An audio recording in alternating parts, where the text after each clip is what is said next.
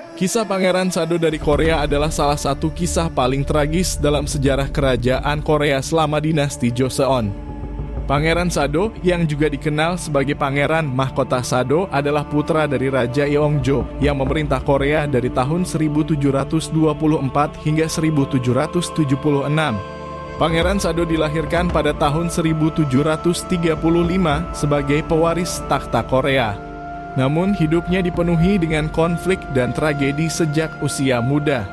Ayahnya Raja Yeongjo adalah seorang penguasa yang kuat dan tegas, dan dia berusaha keras untuk mendidik putranya agar menjadi pemimpin yang bijaksana.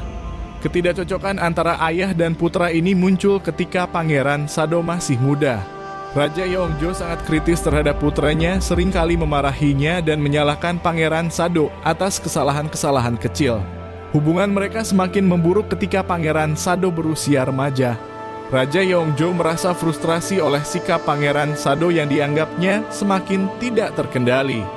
Konflik antara ayah dan anak mencapai puncaknya ketika Pangeran Sado dituduh melakukan tindakan kejam terhadap seorang selir istana yang akhirnya meninggal karena luka-luka yang dialaminya. Raja Yeongjo merasa bahwa putranya telah melampaui batas dan ini memicu kemarahan dan ketegangan yang tak tertahankan di istana.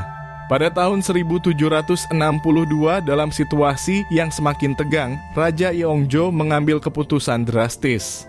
Ia memerintahkan agar Pangeran Sado dikurung dalam sebuah peti mati kecil, sebuah hukuman yang dikenal sebagai Sado Okye atau penjara peti mati. Pangeran Sado dipenjara dalam peti mati ini tanpa makanan, air, atau ventilasi yang memadai. Pangeran Sado dipenjara dalam peti mati tersebut selama 8 hari yang mengerikan. Setelah 8 hari, ketika peti mati dibuka, Pangeran Sado ditemukan dalam keadaan kritis. Dia dinyatakan meninggal beberapa jam setelah dibebaskan dari peti mati tersebut.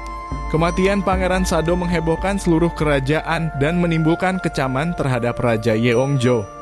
Kisah Pangeran Sado telah diangkat dalam berbagai drama, film, dan sastra Korea modern sebagai kisah tragis tentang konflik keluarga, tekanan psikologis, dan ketidakadilan.